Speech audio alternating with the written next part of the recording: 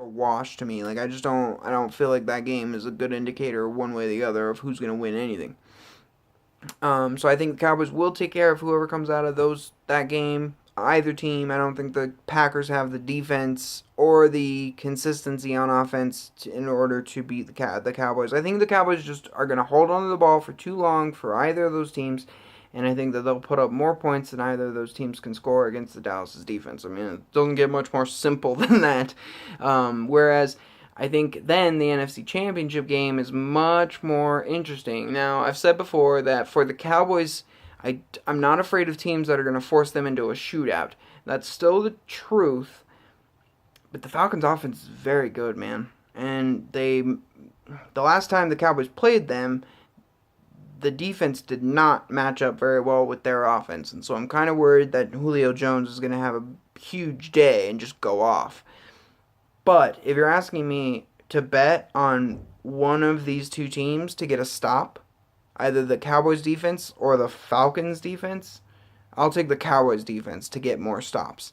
I think that will be a high scoring game, but I think I'm betting on the Cowboys to get a few more stops, maybe a turnover, whereas I don't see the Falcons defense stopping the Cowboys offense very often.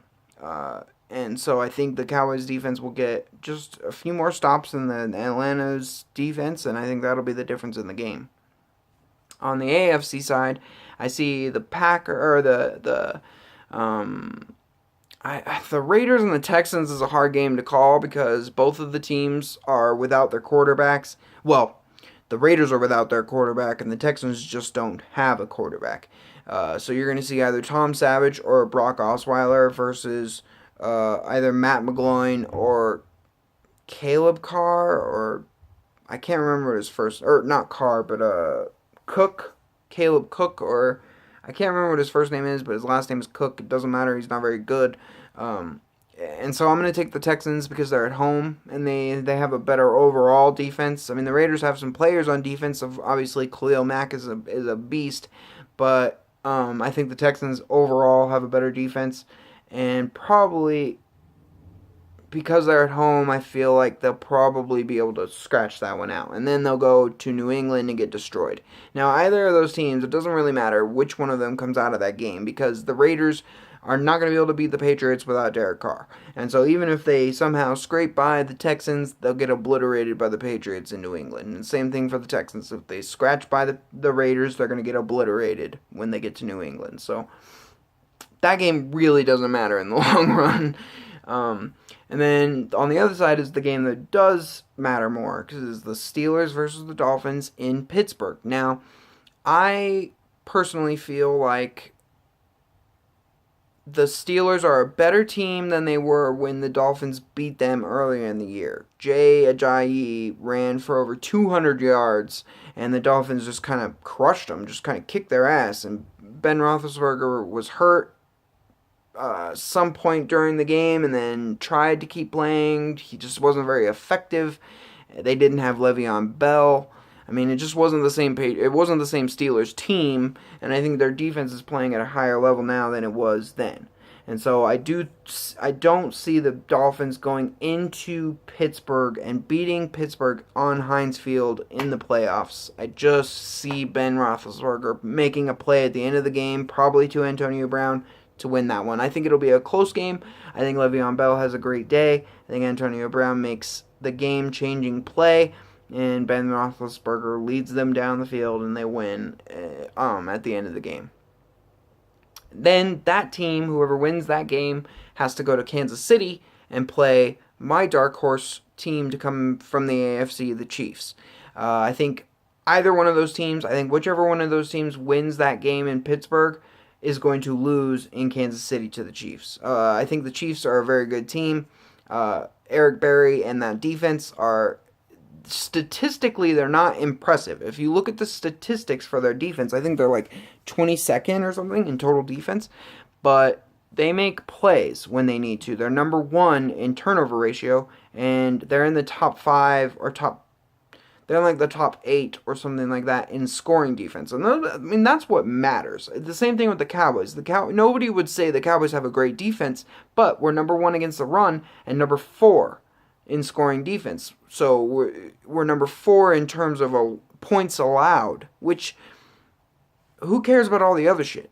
If your defense isn't giving up any points, who cares how many yards they're giving up? I don't care if the Cowboys give up 300 passing yards a game. If they're only allowing 17 points, they're playing well. I don't care, especially with the philosophy they have in Dallas, which is that bend and don't break defense, which is the same they have in Kansas City. They'll give up yards. They're going to give you your yards. You're going to gain your yards, but you're not going to score touchdowns.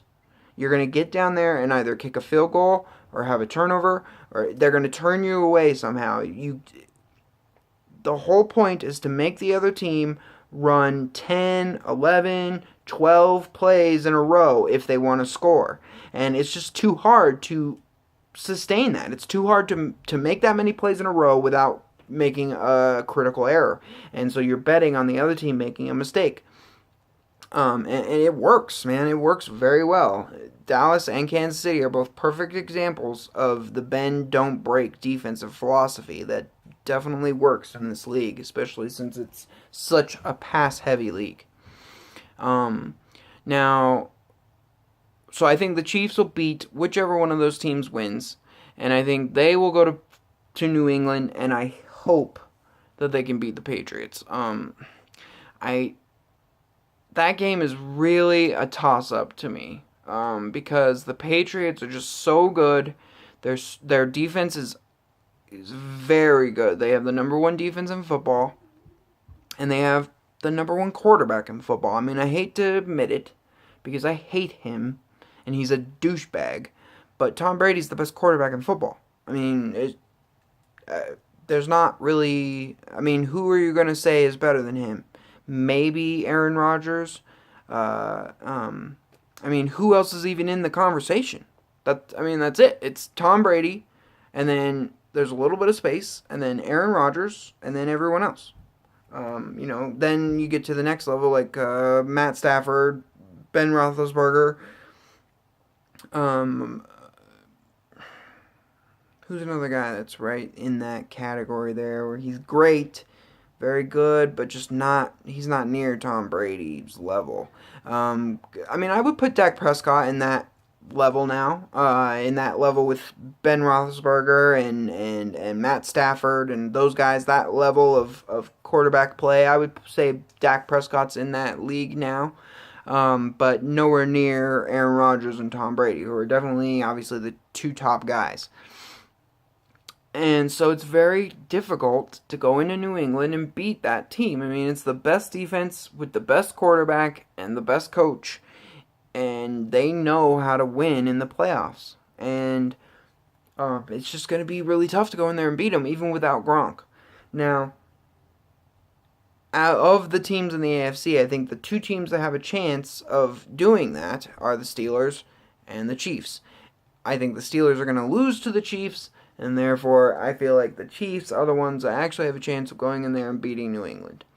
Now, if they played 10 times, I think New England would probably win like 6, maybe even 7.